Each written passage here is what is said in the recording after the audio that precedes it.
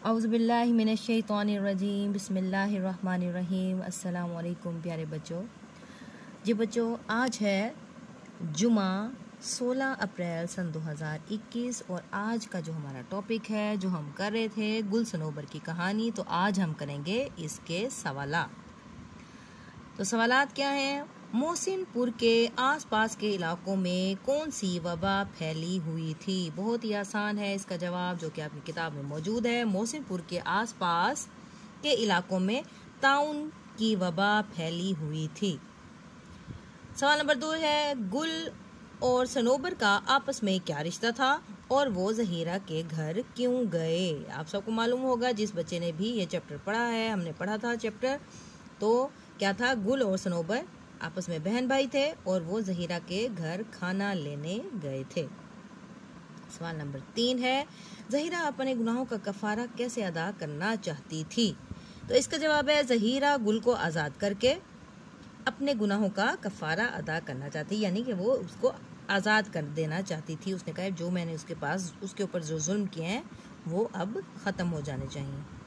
اس کے بعد ہے جی سوال نمبر 4، صنوبر ہاتھ میں خنجر لے کر کس کو قتل کرنے آئی تھی؟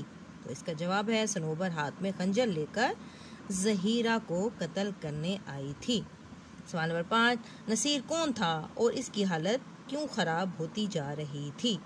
تو اس کا جواب، نصیر زہیرہ کا بیٹا تھا اور اس کو سانپ نے کاٹ لیا تھا، اس لیے اس کی حالت خراب تھی۔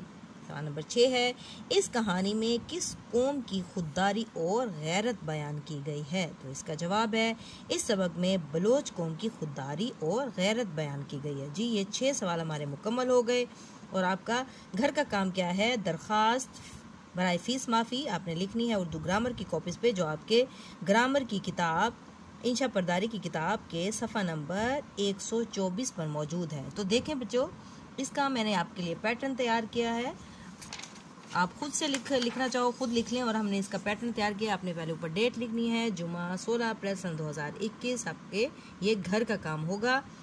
اور درخواست برائے فیس معافی، اس طرح آپ نے اس کا عنوان دینا ہے، بخدمت جناب ہیڈ مسٹریس صاحبہ، آپ نے لکھنا ہے گورنمنٹ ہائی اسکول سین شین، آپ اس کو لکھیں گے، اور پھر آپ لکھیں گے جناب عالی، اس کے بعد اپنے اپنا ٹاپک مکمل کرنا ہے جو آپ نے لکھنا ہے۔ درخواست برائے فیس معافی وہ آپ نے مکمل لکھنی ہے۔ اس کے بعد آپ نے لکھنا ہے العارض، آپ کی تابعدار شاگرد، الف ب جیم جماعت ششم، اور اس کے بعد آپ نے ڈیٹ ڈالنی ہے۔ تو یقیناً آپ کو یہ سمجھ آ گیا ہوگا، اسی پیٹرن کے مطابق آپ نے اپنی جو درخواست ہے وہ مکمل کرنی ہے اور پھر مجھے آپ نے سینڈ کرنی ہے۔ اوکے بچوں، ٹیک کیئر، اللہ حافظ۔